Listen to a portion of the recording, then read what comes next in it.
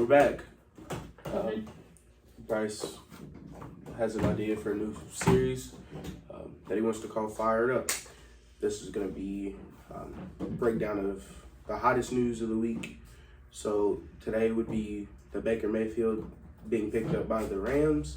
Was it a good choice or not? And then the Tennessee Titans firing John Robinson.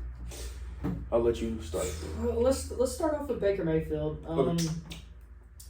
You know, it seems like he's always in topic in the NFL. First round draft pick, first overall pick by the Cleveland Browns, led them to their first winning season in a long time, first playoff berth, and they surprisingly, in my mind, moved on from him, and he was traded to the Carolina Panthers, which he did not succeed with. And that's not saying much because not a lot of teams succeed. With the Carolina Panthers, the last quarterback we saw did that was Cam Newton. So he has been picked up by the three. They're either 3-8 or 3-9. I'm not very sure. Yeah, I can't think off the top of my head. Anyways, a very underwhelming Rams team. Yeah. That has lost their starting quarterback for the rest of the season, and they just found their new starting quarterback. It seems like Baker Mayfield is a Ram. Well, how do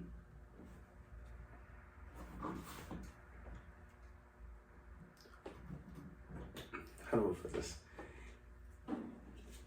Is it the ideal situation for Baker? Or, yeah, no, put it like that.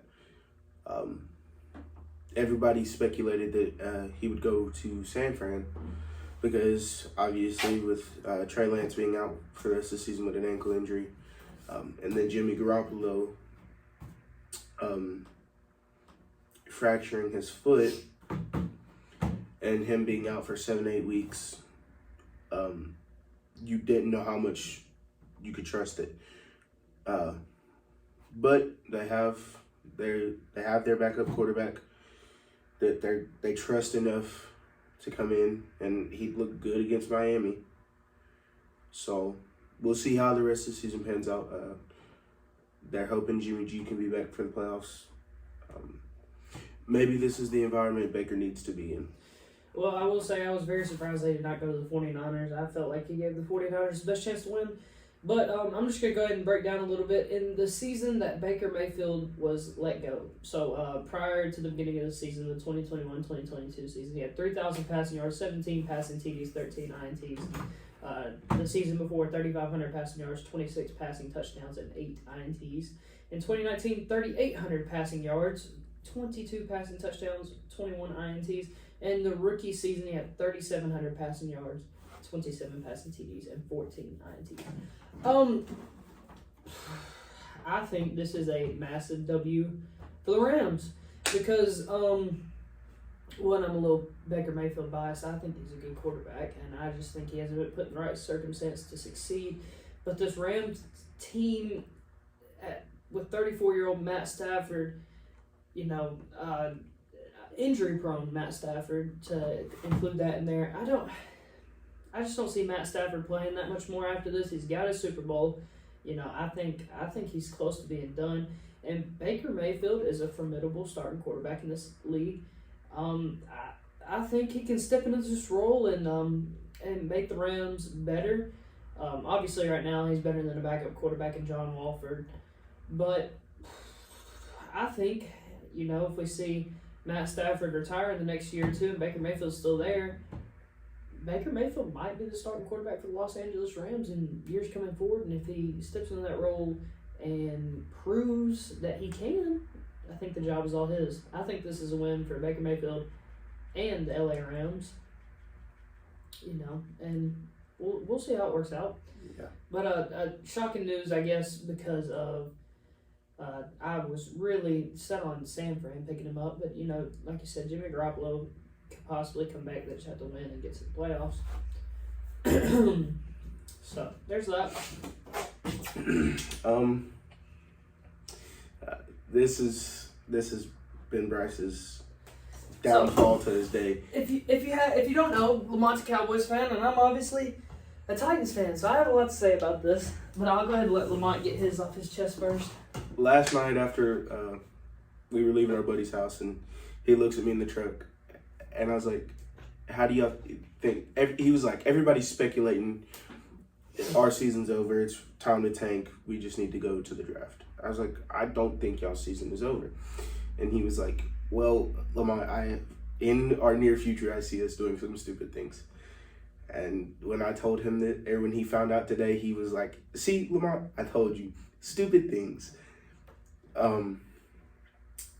So with me not being a Titans fan, I can't speak too much on the situation.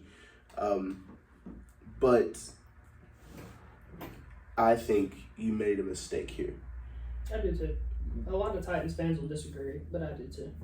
I think, yes, he may have messed up trading AJ, but in the long haul, he has kept the players happy and being able to keep them happy if they've wanted to stay in Tennessee. So. Okay, well, I've got my spiel prepared.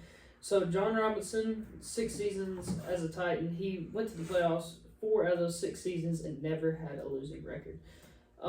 Some of the biggest misses on his draft picks were Isaiah Wilson, Caleb Farley, Kevin Dodd, Rashawn Evans. Whiffs with Vic Beasley and Jadeveon Clowney in free agency, and of course the A.J. Brown trade where he let a star rookie, or not rookie, oh my gosh, a star wide receiver, young wide receiver, walk, and obviously it's hurting them now.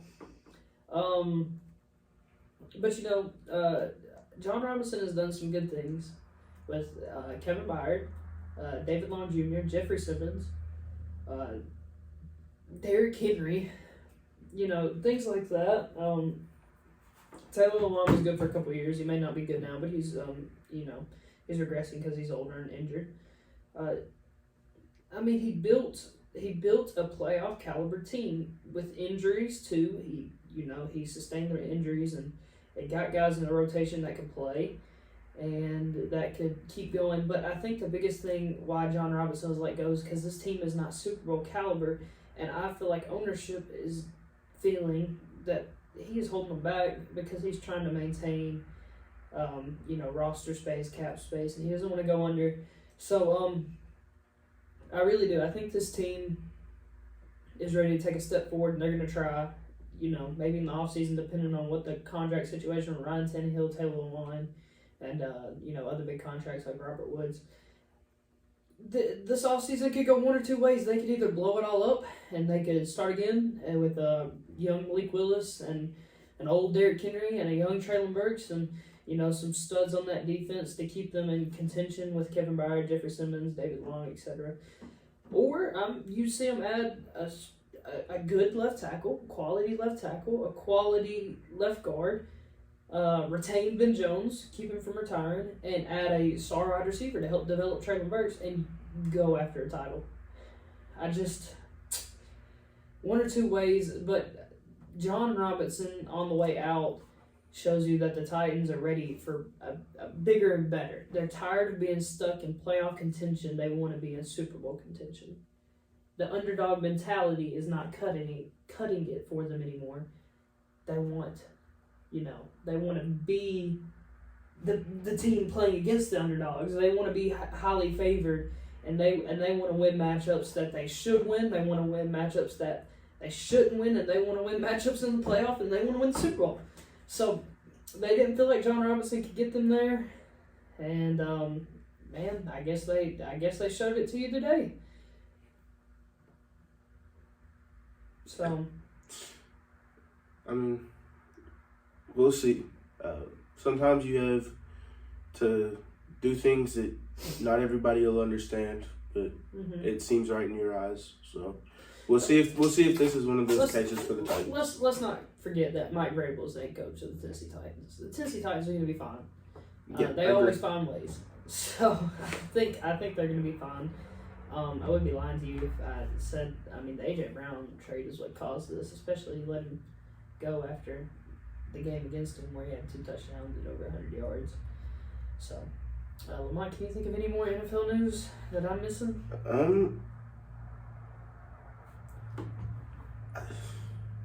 Not particularly. Yeah, I don't really. I mean, other than Jimmy Garoppolo being out for a substantial amount of time. Anthony Brown, corner for the Cowboys, he did tear his Achilles tendon. So he's out. He is done for the season. He had surgery today. Okay. So it'll be a road to recovery for him. And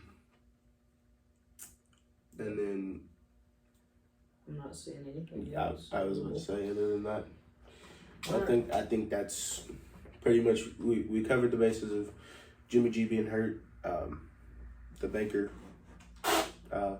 pickup.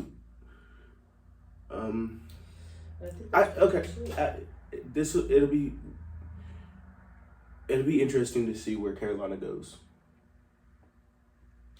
Well, you think about it in a way, they're still in contention for to win their division. They're only 2 games behind. I think that is absolutely insane. And they have the tiebreaker over the Tampa Bay Buccaneers right now and the Atlanta Falcons. What is going on in the NFC South?